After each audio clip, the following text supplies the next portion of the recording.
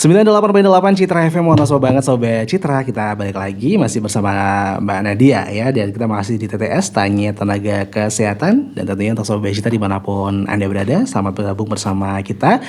Dan tanpa kecuali ini yang sedang mendengarkan juga via streaming di jogjastreamers.com. Selamat bergabung ya di TTS. Ini spesial kita kerjasama dengan Puskesmas 1 Wonosobo setiap hari Kamis jam 10 sampai jam 11 ya. Oke, kita masih ada beberapa materi ya Mbak Nadia ya. Ini tentang tanya 5O ya, yang dimana kita ketika beli obat tuh harus tahu gitu ya, terutama ini untuk jenis obatnya atau gimana Mbak, atau dosisnya Dosisnya ya. Ini bisa dijelaskan? Ya, jadi kalau dosis itu kan gampangannya adalah takaran ya, dalam miligram. Ketika kita mau mengonsumsi obat, itu kita harus tahu dulu dosisnya. Dosis itu juga berhubungan dengan berapa kali kita minum obat. Misalkan sehari 3 kali, itu ya disesuaikan juga. Misalkan sehari 3 kali, jangan dilebih-lebihkan karena nanti biar lebih sembuh, itu jangan. Karena kalau misalkan dosisnya berlebih, ditakutkan nanti berefek toksik ya, atau racun ke tubuh. Mungkin kadang orang obat itu kan racun, padahal sebenarnya kalau misalkan kita minum sesuai takaran atau sesuai dosis, itu nggak apa-apa, nggak masalah. Tapi juga jangan dikurang-kurangin minumnya, karena nanti kalau misalkan dosisnya kurang, dikhawatirkan obat itu tidak berefek di tubuh. Jadi nggak boleh melebihkan dan nggak boleh mengurangi gitu ya. Jadi sesuai dengan anjuran dokter. Kalau misalnya sehari 3 kali ya 3 kali gitu ya. Nah, ini untuk waktunya sendiri gimana Mbak Nadia? Kadang-kadang kita kan juga masih bingung ya. Paginya tuh pagi jam berapa, siangnya jam berapa gitu ya. Mungkin kalau untuk biasanya kan idealnya obat rata-rata ya Mas, 3 kali sehari. Itu bisa diminum idealnya tiap 8 jam. Jadi tiap misal 8 jam. Jam 8 pagi, jam 1 siang dan jam 9 malam. Gitu ya.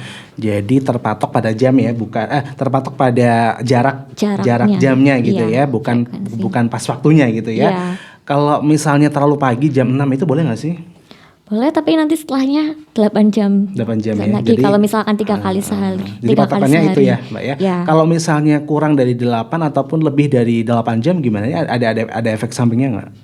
Kalau efek samping yang signifikan mungkin tidak terlalu ya Mas, tapi kalau misalkan jaraknya terlalu dekat, takutnya obat itu masih numpuk di dalam, istilahnya kalau misalkan kita makan itu belum tercerna. Gitu. Jadi masih numpuk, obatnya masih kenyang, tapi udah minum obat lagi. Iya, jadi emang harus harus pas gitu ya, dari waktunya, dari jumlah obatnya gitu ya. Kalau misalnya untuk obat tadi yang harus habis, yang antibiotik ya. Antibiotik itu kalau misalnya gitu ya Mbak ya, kita beli di apotek yang bebas itu, ini gimana anjurannya? Yang tahu kita membutuhkan antibiotik atau enggak saat pengobatan itu kan dokter ya, gitu karena ya? dokter yang mendiagnosa.